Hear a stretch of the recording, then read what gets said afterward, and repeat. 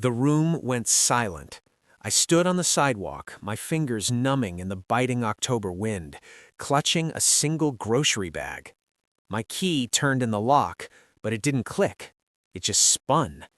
That's when the door swung open, and it wasn't my wife, Elena, who greeted me. It was two men in uniform. "Can I help you, officers?" I asked, my heart hammering against my ribs. "Mr. Elias Thorne?" the taller one asked, his hand resting casually on his belt.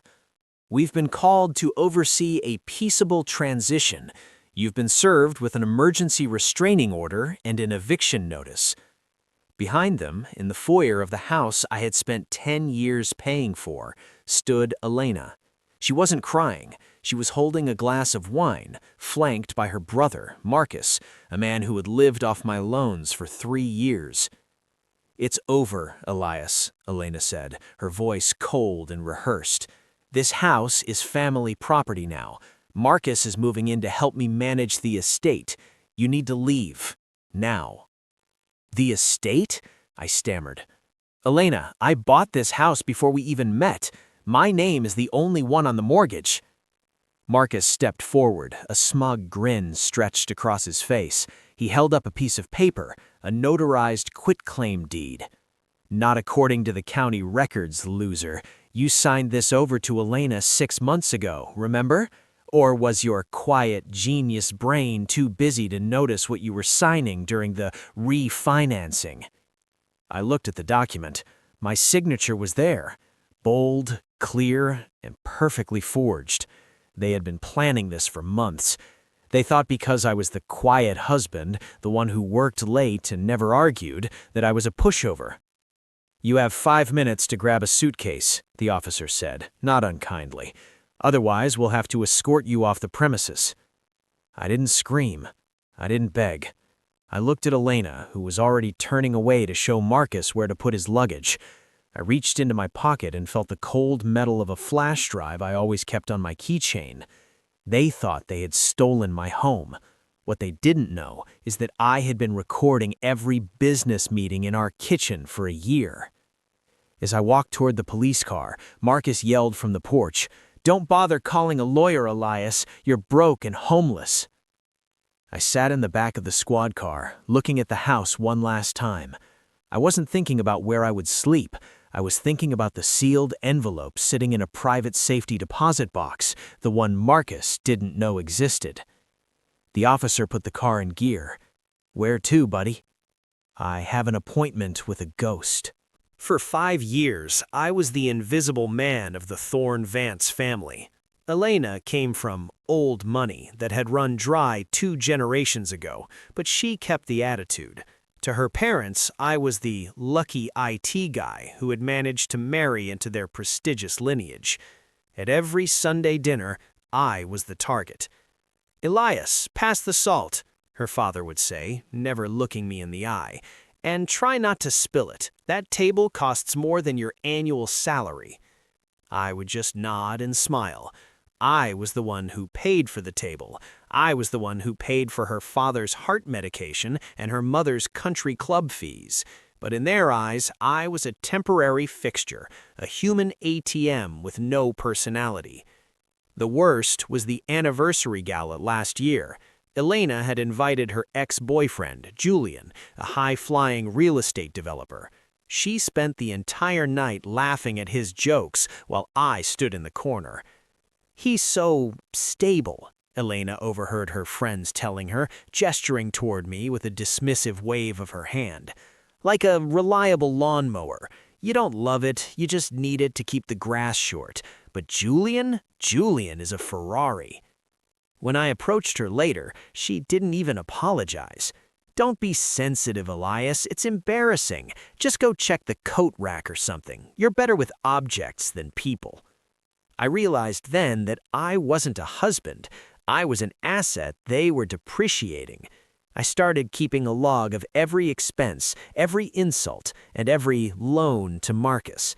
I stayed quiet because I was waiting. I was waiting for them to make their move, knowing that greed always makes people sloppy. But I never expected them to go after the house. The house wasn't just real estate, it was my grandfather's legacy, built on the land he had farmed for 40 years. Standing outside the shelter that first night, I opened my laptop. I logged into a hidden server I had set up months ago. I watched the CCTV footage from the living room. I watched Elena and Marcus clinking glasses, celebrating their victory. Then Marcus said something that made my blood run cold. "The deed is just the start, sis. Once we get the basement safe open, we never have to work again." The next morning, I didn't go to work. I went to the one place Elena and Marcus wouldn't expect, the dusty archives of the county clerk's office. While they were likely at my house, throwing my clothes into garbage bags, I was sitting under flickering fluorescent lights, looking at the digital scan of the quitclaim deed. It was a masterpiece of fraud. My signature was a perfect replica, likely traced from a life insurance policy Elena had asked me to sign months ago. "They got the notary to stamp it," I muttered to myself. I looked closer at the notary's name, S. Vance. My stomach dropped. Sarah Vance, Elena's cousin. They hadn't just stolen my home, they had turned it into a family business of grand larceny. The betrayal felt like a physical weight, a cold stone in my gut. They thought I was too humble to fight back, too quiet to understand the law. I pulled out my phone and checked my banking app. $0.00. They had emptied our joint account, claiming spousal abandonment to the bank. I was standing in a government building with $12 in my pocket and a stolen legacy. My phone buzzed. It was a text from Elena. "Don't bother coming by for your things. We're having a garage sale. Everything must go, including your grandfather's old junk from the basement." My heart stopped. The junk she was referring to was a heavy cast-iron safe bolted to the foundation. She thought it was filled with old coins or stamp collections. She had no idea. I rushed to the parking lot, but my car, the SUV I had paid off last month, was gone, towed. Marcus had reported it stolen. I was being erased. Every thread of my life was being pulled out by people I had fed and sheltered. I sat on a park bench, the weight of the crisis finally hitting me. No home, no money, no car. Most men would have broken. They expected me to come crawling back, begging for a room in the basement. But I didn't cry. I pulled out my old phone, the one I used for work, and dialed a number I hadn't called in 10 years. "Mr. Sterling?" I said when the voice answered. "It's Elias. It's time to open the third envelope." 20 minutes later, a black sedan pulled up to the curb. Out stepped a man in a suit that cost more than my stolen SUV. This was Arthur Sterling, my grandfather's estate attorney. "They did it, didn't they?" Sterling asked, his eyes sharp behind gold-rimmed glasses. "They took everything, Arthur. The house, the accounts, even the car. They forged a quitclaim deed." "Greed is a predictable disease," Sterling sighed, handing me a coffee. "But they made a fatal mistake. They forgot who your grandfather was. He didn't just leave you a house, Elias. He left you a fortress. But to activate it, you have to be legally dead to the estate." "What does that mean?" "It means for the next 48 hours, you let them think they've won. Let them sell your furniture. Let Marcus sleep in your bed. We need them to commit to the fraud fully. If we stop them now, they get a slap on the wrist. If we wait, they get a cell." I spent that night in a cheap motel, paid for by Sterling's firm. I watched the security footage on my laptop. It was sickening. Elena and Marcus were walking through my home with a clipboard, marking my belongings with price tags. "How much for the watch?" Marcus asked, holding up my father's gold Omega. $50, Elena laughed. "I just want it gone. Everything that smells like him needs to go." The humiliation was a slow burn. I watched them drink my expensive whiskey and mock my boring life. They called me a placeholder. They joked about how I probably didn't even have the guts to sue them. Then, the crisis took a darker turn. A notification popped up on my screen. A police report had been filed. Elias Thorne is wanted for questioning regarding the theft of $50,000 from the Vance Family Trust. They weren't just taking my home, they were trying to put me behind bars so I could never contest the deed. The trap was closing. The police arrived at my motel room at 6 a.m. "Elias Thorne, you're under investigation for embezzlement," the officer said. I didn't resist. I didn't look scared. I simply reached into my bag and pulled out a neatly organized blue folder. "Officer, before you handcuff me, I'd like you to look at page 4, I said calmly. The officer hesitated, then opened the folder. His eyebrows shot up. "What is this? A forensic audit?" "I'm a senior systems analyst for one of the largest forensic accounting firms in the country," I explained. "My boring job involved tracking offshore money for the Department of Justice. For the last 3 years, I've been tracking the Vance Family Trust." I pointed to a highlighted line. "That $50,000 wasn't stolen by me. It was moved 3 days ago by Marcus Vance to a gambling site based in Antigua.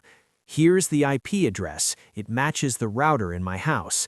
And here is the timestamp showing I was at my office at the time."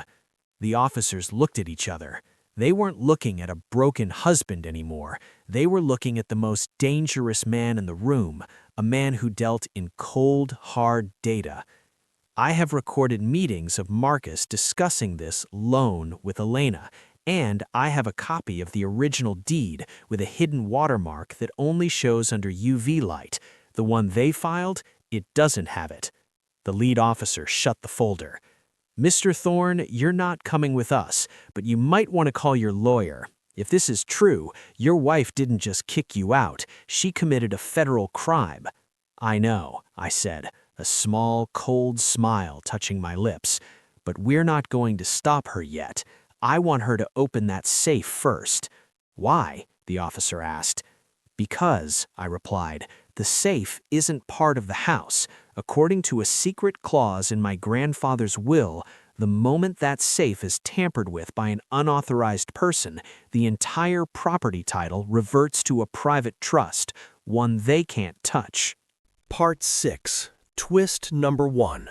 The Hidden Page.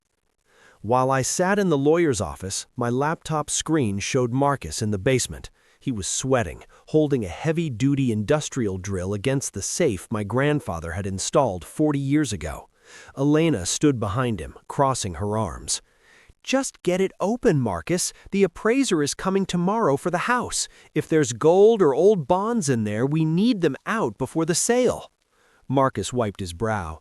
"This thing is reinforced steel, Elena. It's like it was built to withstand a nuclear blast." I turned the laptop toward Arthur Sterling. "They're going for it." Arthur leaned in, his expression grim. "They have no idea. Elias, it's time I showed you the second page of the will. Your grandfather knew your wife's family. He knew the Vances back when they were just small-time scammers in the 80s. He pulled a yellow document from a sealed envelope. "Look at clause 14B. I read the words, and my breath hitched. The house wasn't just a house. According to the document, the land sat on a specific geological vein. But more importantly, the document revealed a truth that shattered everything I thought I knew about my marriage. "Elena isn't a Vance by blood," Arthur whispered. "She was adopted. Her biological father was the man who tried to swindle your grandfather out of this very land 40 years ago. She didn't marry you by accident, Elias. This was a long con, 40 years in the making. She was sent to take back what her father lost." I felt a chill run down my spine. Every "I love you," every shared meal, every plan for the future, it was all scripted play. She wasn't just a greedy wife, she was an operative for a decades-old grudge. Suddenly, on the screen, a loud clunk echoed. Marcus had breached the first layer of the safe, but instead of the door swinging open, a red light began to flash on the safe's keypad. "What's that?" Elena's voice rose in a panic on the recording. "Marcus, what did you do?" The screen went black. My remote access had been cut, but a new notification popped up on my phone. System breach protocol activated. GPS tracking engaged. By the next morning, the Vances had pivoted. Realizing the safe was booby-trapped with a silent alarm, they did the only thing desperate people do. They went on the offensive. I walked into the local coffee shop to meet Arthur, only to see my face on the television hanging above the counter. Local IT specialist Elias Thorne is now a person of interest in a missing persons case, the news anchor said. His wife, Elena Vance, claims he fled after stealing a collection of heirloom jewelry worth over $200,000. They were framing me for a felony to keep me on the run while they figured out the safe. Marcus had even posted a heartbroken video on social media showing my empty closet and claiming I had a secret gambling addiction. "They're painting you as a monster, Elias," Arthur said, sliding a newspaper over. "If the police find you before we get to court, they'll hold you for 48 hours. That's all the time Marcus needs to hire a professional locksmith to bypass the secondary locks." "I'm not running," I said, my voice cracking with a rare moment of anger. "They want a monster? I'll give them a ghost." I spent the next 6 hours using my boring IT skills to hunt them. I accessed Elena's deleted cloud storage. I found the email chain between her and her biological father, who was very much alive and operating out of a penthouse in the city. The emails detailed the entire plan: the marriage, the accidental discovery of the deed, and the final goal, a set of original land rights hidden in the safe that would allow them to sell the entire neighborhood to a commercial developer. I was being hunted by the police, but I was hunting the truth. I sent a single anonymous audio file to the lead investigator, the recording of Marcus admitting to the bank fraud. Just then, my phone buzzed, a text from an unknown number. "We have your grandfather's journals. If you want them back, come to the house, alone, or they go into the incinerator." I didn't go alone. I went with a process server in a hidden body camera. When I stepped into my own living room, it looked like a war zone. My furniture was moved, my books were scattered, and Marcus was holding a blowtorch. Elena stood by the fireplace, holding a leather-bound journal, my grandfather's last memento. "You're late, Elias," she sneered. "Sign the full release of interest for the safe, or this goes into the fire." "You've already forged my signature once, Elena," I said, stepping into the center of the room. "Why do you need a real one now?" "Because the bank found out Sarah was the notary," Marcus growled, stepping toward me. "They've frozen the transfer. We need a voluntary signature to unblock the title." "The room is recorded, Marcus," I said calmly. "I don't care," he shouted, lunching at me. "Give us the code or you're not leaving this house." I didn't move. I just looked at the clock. In exactly 30 seconds, the quiet man stops being quiet. "What are you talking about?" Elena asked, flickering the lighter near the journal. "The safe isn't a safe. It's a high-speed scanner. The moment you drilled into the secondary plate, it scanned your fingerprints and sent them directly to the Federal Bureau of Investigation's database. My grandfather didn't keep gold in there. He kept evidence from 40 years ago." The front door kicked open. It wasn't just the police, it was the state tax authority and the FBI. "Elena Vance, Marcus Vance," the lead agent shouted. "Step away from the safe. You're under arrest for interstate fraud, identity theft, and tampering with a federal protected site." Elena dropped the journal in shock. "Federal? This is just a house." As the handcuffs clicked onto Elena's wrists, she looked at me with pure hatred. "You think you won? This house is still sitting on a mountain of debt. I took out 3 home equity loans in your name. You're getting back a hollow shell." I picked up my grandfather's journal from the floor and wiped off the dust. "Actually, Elena, that's where you're wrong." Arthur Sterling walked in, carrying a sealed plastic evidence bag. Inside was a single, ancient-looking piece of parchment that had just been ejected from a hidden slot in the safe's base. "The house isn't on a mountain of debt," Arthur said, showing her the paper, "because this isn't a residential property. This land was designated as a National Historical Landmark in the 1970s. Any loan taken out against it without the approval of the Historical Society, which Elias happens to chair, is legally null and void." Elena's face turned ghostly white.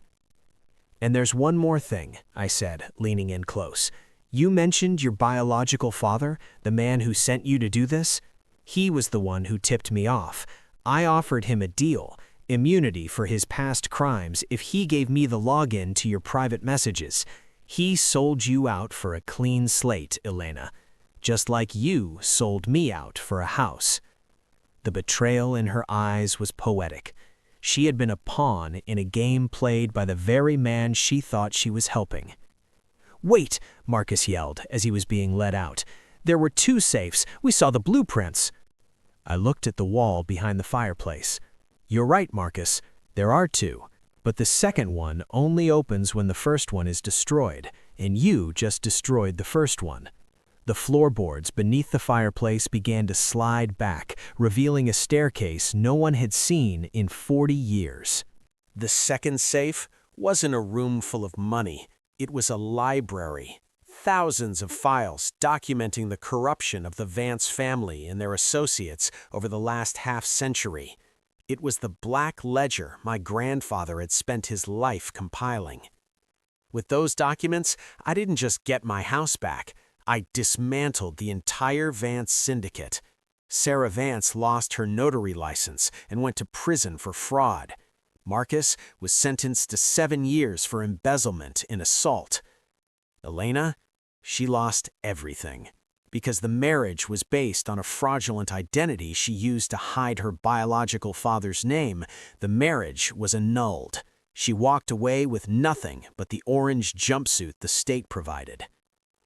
I sat on my porch a month later, the silence of the neighborhood finally feeling peaceful.